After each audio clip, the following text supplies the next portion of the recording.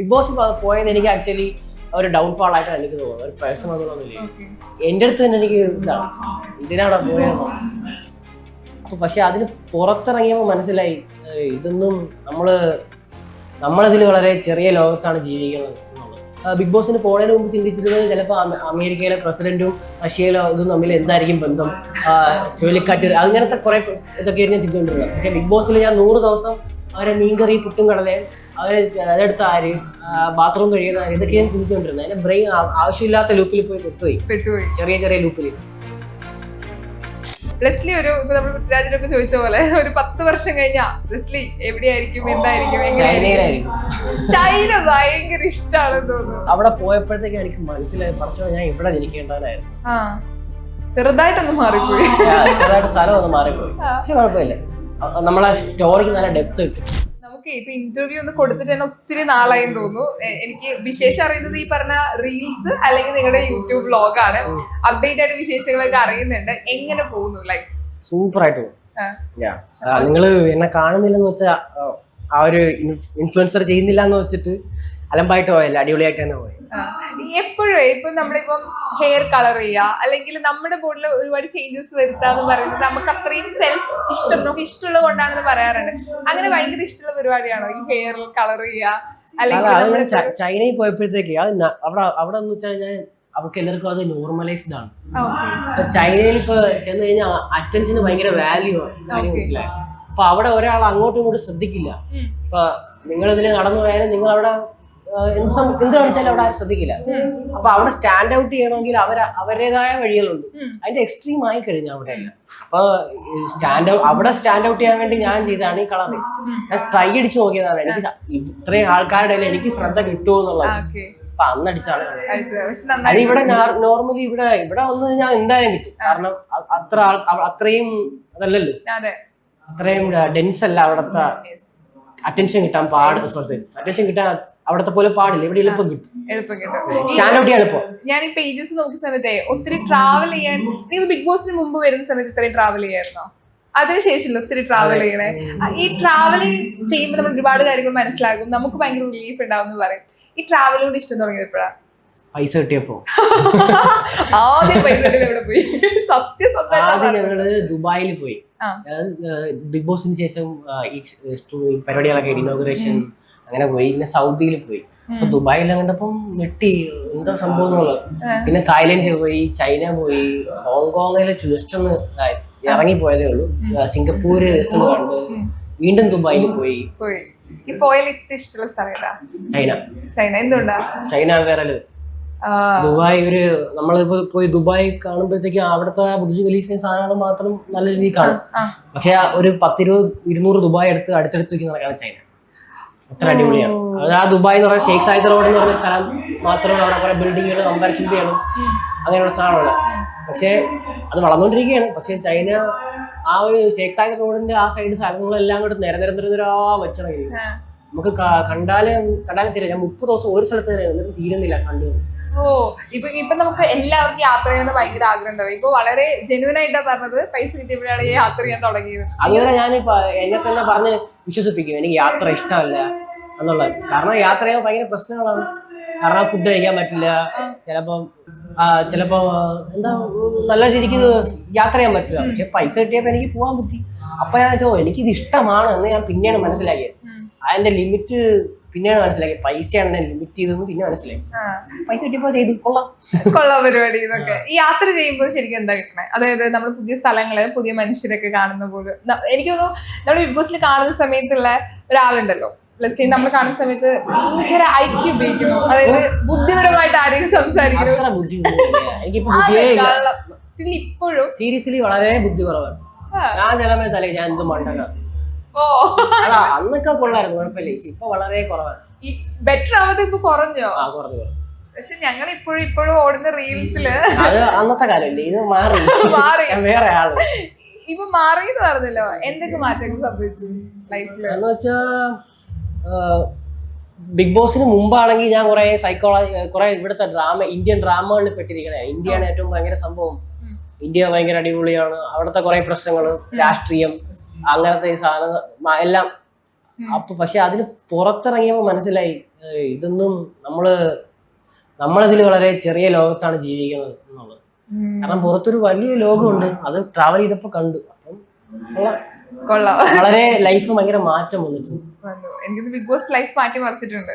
Big boss അല്ല എന്റെ life മാറ്റി മറിച്ചത്, ഞാൻ തന്നെ. അങ്ങനെയൊന്നും അല്ല സുഹൃത്തെ, ഞാൻ തന്നെ ഈ ബിഗ് ബോസിൽ പോവാൻ കാരണം നമ്മളൊക്കെ തന്നെയല്ലേ ചെയ്തതല്ല. ബിഗ് ബോസ് പോയത് എനിക്ക് ആക്ച്വലി ഒരു ഡൗൺഫാൾ ആയിട്ടാണ് എനിക്ക് തോന്നുന്നത്, ഒരു പേഴ്സൺ എന്നുള്ളതില്ലേ.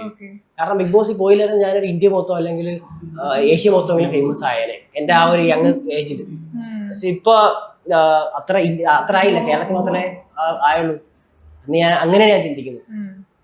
നമ്മള് കഴിവായിട്ടുള്ള പാട്ട് മുഖേന അങ്ങനെയാണോ ഉദ്ദേശിക്കുന്നത്? പാട്ട് വഴി റീൽസ് ഉണ്ടാക്കാനുള്ള ഐഡിയ വഴി അടിപൊളിയായിരുന്നു. പക്ഷെ ഞാൻ ബിഗ് ബോസിന് പോണതിന് മുമ്പ് ചിന്തിച്ചിരുന്നത് ചിലപ്പോൾ അമേരിക്കയിലെ പ്രസിഡന്റും റഷ്യയിലെ ഇതും തമ്മിൽ എന്തായിരിക്കും ബന്ധം, ചുഴലിക്കാറ്റ്, അങ്ങനത്തെ കുറെ ഇതൊക്കെയായിരുന്നു ഞാൻ ചിന്തിച്ചുകൊണ്ടിരുന്നത്. പക്ഷെ ബിഗ് ബോസിൽ ഞാൻ 100 ദിവസം അവരെ മീൻകറി പുട്ടും കടലയും അവരെ അതെടുത്ത ആര് ബാത്റൂം കഴിയുന്ന ആര് ഇതൊക്കെ ഞാൻ ചിന്തിച്ചുകൊണ്ടിരുന്നത്. അതിന്റെ ബ്രെയിൻ ആവശ്യമില്ലാത്ത ലൂപ്പിൽ പോയി പെട്ടുപോയി, ചെറിയ ലൂപ്പിൽ. ബിഗ് ബോസിൽ പോയാല് ഈ ആൾക്കാര്, കേരളത്തിലെ ആൾക്കാർ എന്നെ സ്നേഹിച്ച് ഭയങ്കര ഇഷ്ടപ്പെട്ടു. പക്ഷെ എന്റെ അടുത്ത് തന്നെ എനിക്ക് ഇതാണ്, എന്തിനാണ് പോയത്. കാരണം അതെനിക്ക് അതിനേക്കാളും ബെറ്റർ ചെയ്യാമായിരുന്നു എന്നുള്ള ചിന്ത എനിക്ക്. പക്ഷെ എനിക്ക് നീ ചെയ്യാമല്ലോ സമയം. എനിക്കൊന്ന് ഇന്നത്തെ പിള്ളേര് നമ്മുടെ ഈ പറഞ്ഞ പറമ്പിൽ പോയി കളിക്കുക അല്ലേ, ആ ഒരു പഴയ ഓളം ഉണ്ടല്ലോ, നമ്മുടെ ഒരു ടൈമിലുള്ള ഒരു ഓളം അതിപ്പോ ഇല്ലാന്ന് തോന്നുന്നുണ്ടോ? നമുക്കറിയാമേ ഒരു കണക്ഷൻ അല്ലേ ഞാനും. ഓക്കെ, ഇപ്പൊ എനിക്ക് ചേട്ടൻ്റെ അനിയൻ ഭയങ്കര ഫേമസ്. ഇപ്പൊ റീൽസ് ഇടക്കിടക്ക് കാണും, ഒത്തിരി ഫാൻസ് ഉണ്ട്, ഞാനും ഫാനാണ്. അത് നിങ്ങൾ സംസാരിക്കാറുണ്ടോ ഇപ്പൊ ഫാൻ കൂടിയിട്ടുണ്ട് എന്നൊക്കെ? അവനെ അറിഞ്ഞറിഞ്ഞ് വരുന്നുണ്ട്. അവൻ എന്തായാലും രക്ഷപ്പെടുന്ന എനിക്ക് അറിയാം, കാരണം അത്രയും കഴിവുണ്ടാവും. ആ ഒരു ആസിഫ് അലിനെ പോലെങ്കിലും ആവുന്ന എന്റെ ഒരു ചിന്ത. ആസിഫ് അലി ആ ചേട്ടനെ പോലെങ്കിലും ആക്ട് ചെയ്ത് നല്ലൊരു ആക്ടർ ആവും. അവൻ തന്നെ പറയും ഞാനാവും, വെയിറ്റ് ചെയ്യണം മാത്രമേ പറയൂ. അത്രയും കഴിവുണ്ട് അവന്. ഡയറക്ഷനിലും ഭയങ്കര കഴിവാണ്, പാട്ടിലും ഭയങ്കര കഴിവാണ്. ഓക്കെ, നിങ്ങളായിട്ട് എപ്പോഴെങ്കിലും ഇപ്പം കഴിവുള്ള ആളുകളൊക്കെ ഒരു വീട്ടിലുള്ള സമയത്തെ നിങ്ങളിപ്പോ ഓൾറെഡി ഇപ്പൊ യൂട്യൂബ് ചാനൽ ഉണ്ടെങ്കിൽ കൂടെ ഇപ്പൊ എല്ലാവരും സ്വന്തമായിട്ട് ആരെയും ഡിപ്പെൻഡ് ചെയ്യാതെ നമുക്ക് ഒരു കാര്യം ചെയ്യാം, അല്ലെങ്കിൽ ഇന്നത്തെ കാലത്ത് നമ്മുടെ ഒരു എമൗണ്ട് വെച്ച് നമ്മളൊരു സിനിമ ചെയ്യാം, അല്ലെങ്കിൽ ഒരു ആൽബം ചെയ്യാം, വെബ് സീരീസ് ചെയ്യാം എന്നൊക്കെ ചിന്തിച്ചു തുടങ്ങിയല്ലോ. നമ്മുടെ പണ്ടത്തെ പോലെ അവസരങ്ങൾ ചോദിച്ചു വരാം, നമുക്ക് തന്നെ തുടങ്ങാൻ തീരുമാനിച്ചു. അങ്ങനെ ഒരു ആഗ്രഹം നിങ്ങളുടെ? അതാണ് എനിക്ക് ബിഗ് ബോസിന് ശേഷം കുറെ സിനിമയിലൊക്കെ ഓഫർ വന്നിട്ടുണ്ടായി. പക്ഷെ എനിക്കത് ഒരു കോർപ്പറേറ്റ് ജോബ് പോലെയാണ് തോന്നിയത്. കാരണം ഞാനിപ്പോ ഒരു പരസ്യത്തിന് അഭിനയിച്ചിട്ടാണ്. അപ്പോഴത്തേക്ക് ഞാനൊരു സാധനം എനിക്കറിയാവുന്ന രീതി ചെയ്തു. അപ്പൊ എനിക്കത് ഇഷ്ടപ്പെട്ടില്ല. എനിക്ക് മനസ്സിലായി അത് ശരിയായില്ല. കാരണം ഞാൻ എന്നും ചെയ്യുന്നില്ലേ, ഇപ്പൊ വീഡിയോ ആയാലും പാട്ടിന്റെ വീഡിയോ ആയാലും. അപ്പൊ ഞാൻ ചെയ്യാം, പക്ഷെ എനിക്ക് പറയാൻ പറ്റുന്നില്ല, ചേട്ടാ ഇതൊക്കെ എന്റെ കൊള്ളില്ല, എനിക്ക് ഒന്നുകൂടെ എടുക്കാമോ എന്ന് പറയാനുള്ള ഒരു പറ്റുന്നില്ല. കാരണം അവർക്ക് കാര്യങ്ങൾ നോക്കണം, അവിടെ പ്രൊഡ്യൂസർ നോക്കണം, സ്പോൺസർ നോക്കണം, ആ ടൈമിന്റെ വാല്യൂ അത്ര കഴിവ് എനിക്കില്ല. ശരിയാ, നമ്മളാകുമ്പോ ചെയ്യുമ്പോഴത്തേക്ക് നമുക്ക് എന്നെ കൊണ്ട് പറ്റുന്നതൊക്കെ മാക്സിമം എവിടെയെങ്കിലും ഊറ്റിയെടുത്ത് ബെസ്റ്റ് സാധനം പ്രസന്റ് ചെയ്യാൻ പറ്റുമല്ലോ. അതല്ലേ നല്ലത്. ഇപ്പൊ നിങ്ങൾക്ക് ഒരുമിച്ച് ഇപ്പൊ ഒരു ആഗ്രഹം ഉണ്ടെന്ന് പറഞ്ഞല്ലോ, അപ്പം ഇപ്പൊ ഏതൊരു വർഷം എത്തുമ്പോഴത്തേക്ക് നമുക്കത് കാണാൻ പറ്റും, അല്ലെങ്കിൽ നിങ്ങൾക്ക് അത് ചെയ്യാൻ പറ്റും? കുറച്ച് പൈസയൊക്കെ അതിന് ശേഷം ചെയ്യാന്ന് വിചാരിച്ചു. കാരണം അനിയത്തി ഉണ്ട്, വീട്ടുകാരുണ്ട്, അവരെയൊക്കെ നോക്കണ്ടേ. അതെല്ലാം സെറ്റായി നമ്മൾ അടിപൊളിയായതിനു ശേഷം ചെയ്യാം. ഞങ്ങൾക്ക് ഇവരൊക്കെ ഈ പറയുന്ന ആളുകളൊക്കെ ഓൾറെഡി ഭയങ്കര പരിചിതമാണ് യൂട്യൂബ് ചാനലിലൂടെ. അപ്പൊ അവർക്ക് ഭയങ്കര ഇഷ്ടമാണ് യൂട്യൂബ് ചാനൽ. എനിക്ക് അവർക്ക് ഒരുപാട് ഫാൻസ് ഒക്കെ ഉണ്ടല്ലോ യൂട്യൂബ് ചാനൽ. നമ്മുടെ സ്വന്തം ആളുകൾ എല്ലാവർക്കും അറിയാം. അതെ, നിങ്ങളെ പോലെ പുള്ളിക്കാരി അവളെ കണ്ട് എന്നെ മനസ്സിലാക്കണം. അങ്ങനെയായിരുന്നു എന്നെ മനസ്സിലായത്. ആൾക്ക് ഇതേപോലെ എന്ത് ആഗ്രഹമുള്ളത്? ലോകം പഠിച്ചു നിങ്ങൾ പറയാറുണ്ടല്ലേ. എനിക്ക് 2 സിബ്ലിങ്സ് ഉണ്ട്. ഈ ആൺകുട്ടികൾ എന്റെ ചേട്ടനെങ്കിൽ ഉള്ള സമയത്ത് ഒരു പെൺകുട്ടി അവിടെ ഉണ്ടാവാന്ന് പറഞ്ഞാൽ ഭയങ്കര രസമാണ്. നിങ്ങൾ തമ്മിൽ അടിയുണ്ടാവും, അത് വേറെ കാര്യം. പക്ഷെ അറ്റ്ലാസ്റ്റ് പോകുന്ന സമയത്ത് ഞാൻ അവളായിട്ട് ഏകദേശം മുന്നിട്ട് 1.5 വർഷം കഴിഞ്ഞിട്ടാണ് ഇപ്പൊ അടുത്ത വണ്ടി. അത് അവര് കാക്കേനെ പിടിച്ച് അവളൊരു കാക്കേനെ കൊണ്ടുവന്നു, കാക്കുഞ്ഞിനെ അവിടെ വീട്ടിൽ കൊണ്ടിട്ടു. എന്നിട്ട് കാക്കുഞ്ഞിനാ അതൊക്കെ മരിക്കാൻ പോവായിരുന്നു. അപ്പൊ ഞാൻ ഞാനും പറഞ്ഞ് വേണ്ട, അതെന്തായാലും മരിക്കും, അതിനടുത്ത് പുറത്തിട്, പണിയാവും, അത് ഇവിടെ കിടന്ന് മരിക്കും എന്ന് പറഞ്ഞു. അപ്പൊ റൈച്ചു പറഞ്ഞ് നിങ്ങൾ ഇതിന് ഇവിടെ കിടന്ന് മരിച്ചാൽ നിങ്ങളടുത്ത് കുഴിച്ചിടണമെന്ന് പറഞ്ഞു. അപ്പൊ ഉമ്മച്ചായും അശ്വനായും കൂടി പോയി ഇതിന് വെള്ളം കൊടുക്കുന്നു, അങ്ങനെ ചെയ്യുന്നു. അത് മരിക്കാറായി ഇതായി. എന്നിട്ട് അത് മരിച്ചിട്ട് അവര് നോക്കിയില്ല. ആ എന്നിട്ട് എടുത്തിട്ട് അപ്പുറത്തെ വീട്ടിലോട്ട് ഇട്ടു. ശേ അതൊരു മോശം സ്വഭാവമായി. അപ്പൊ നമ്മൾ വഴക്കായി. എന്താ നിങ്ങൾ കാണിക്കുന്ന എടറി അത് ആ അപ്പുറത്തെ വീട്ടിന്റെ ആ പേടത്തിന് എടുത്തോണ്ട് കുഴിച്ചത് അത് പറഞ്ഞ് അടിയായി. അവള് ചെയ്യില്ല എന്നിട്ട് റയിച്ചു അവളും കൂടെ അടിയായി. അങ്ങനെ ഇതിന്റെ ഇടയിൽ വക്കാലത്ത് പിടിക്കാൻ പോയാ ഞാനും റയിച്ചു അവളും കൂട്ടായി. പിന്നെ ഞാൻ പക്ഷെ മിണ്ടിയില്ല കുറെ കാലം. 1.5 വർഷം 1 വർഷം 1.5 വർഷം ആ സമയത്ത് നിങ്ങൾ ഒരേ വീട്ടിൽ തന്നെയല്ലേ? മിണ്ടില്ല ചെറുതായിട്ട് ഇല്ല, ഒന്നും മിണ്ടിയിട്ടില്ല. ഇങ്ങനെ വാശിയുള്ള ആളാണോ? ആരാണ്? നമ്മളല്ല വാശിക്കുന്ന ആൾക്കാര്. ഏറ്റവും കൂടുതൽ വാശി ആർക്കാ? ഈ നമ്മളൊക്കെ വീട്ടില് പപ്സിന്റെ കറക്റ്റ് ഒരു പപ്സ് ഇല്ലെങ്കിൽ ഞങ്ങള് ഇങ്ങനെ അളവെടുത്ത് മുറിച്ച് കഴിക്കും. അതിൽ അങ്ങോട്ടും ഇങ്ങോട്ടും ഒന്ന് അടി ഉണ്ടാവും. നമ്മളായിട്ട് അങ്ങനെയല്ല. പണ്ട് തൊട്ടേ നമുക്ക് വാപ്പിച്ച ഡ്യൂട്ടി വന്നു കഴിഞ്ഞാല് വാപ്പിച്ച് ചിലപ്പോൾ ഡബിൾ ഡ്യൂട്ടി എടുത്ത് KSRTC ഡ്രൈവറായിരുന്നേ.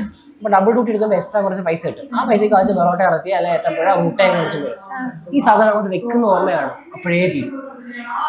എല്ലാരും കൂടെ അങ്ങനെ നമ്മൾ സർവൈവൽ ഇൻസ്റ്റിങ്ക്റ്റിലായി മാറി നമ്മുടെ വീട്ടിലുള്ളവര്. അതുകൊണ്ട് തന്നെ അവിടെ എന്ത് വെച്ചാലും വേഗം തീരും. അതുകൊണ്ട് ആദ്യം എടുക്കുന്നവർക്ക് കിട്ടുള്ളൂ. അങ്ങനെ ഒരു പ്രശ്നമാണ് എന്റെ വീട്ടിൽ. ഞാൻ പല ആൾക്കാരോടും ചോദിച്ചു നിങ്ങളെ വീട്ടിൽ ഇങ്ങനെയാണോ? പക്ഷെ അങ്ങനെയല്ല. ബാക്കിയുള്ളവരെല്ലാം ഈ പഴമൊക്കെ മേടിച്ച് മുന്തിരിയൊക്കെ മേടിച്ചാൽ അവിടെ തന്നെ ഇരിക്കും. നമ്മൾ വീട്ടിൽ അങ്ങനെയല്ല. ആദ്യം എടുക്കുന്നവർ മൊത്തം എടുത്ത് തിന്നും. ഈ ആദ്യം എടുക്കുന്നത് ഇയാളാണോ? അല്ല, എനിക്ക് തോന്നുന്നു റൈറ്റോണ് ആദ്യം എടുക്കുന്നത് തോന്നുന്നില്ല. മിടുക്കൻ ബ്രില്യന്റ് ആണ് ആള്. നല്ല തീറ്റിയ